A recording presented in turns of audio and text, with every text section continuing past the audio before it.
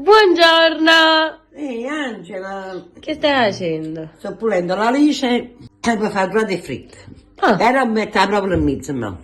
Ah, proprio con la Con la pesce. pesce. Prova Marettella. Maretta. Come ti faccio vedere? Ah. Noi facciamo due fritte che proprio in mezzo. Non ho Poi mai solo provato la spina in mezzo, vedi? E tiriamo la spina in mezzo. E poi bruzziamo, e poi ti faccio vedere come facciamo a me sempre. Che fai mo? Ora ci sbattono le uova.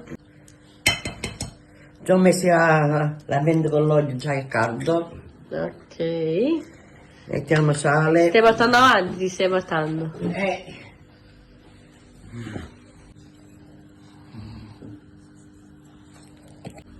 Pepe. Non manca. Manca mai.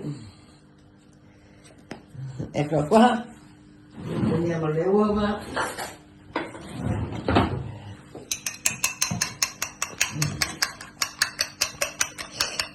E sbattiamo.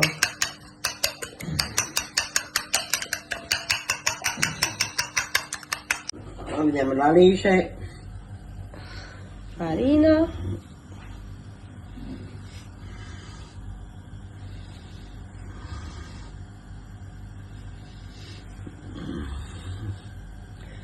Mettiamo la provola.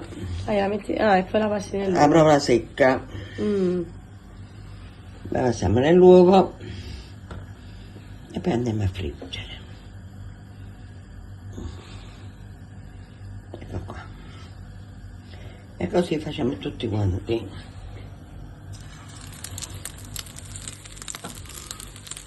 E ma fai tutte quante così. Tutti quanti così.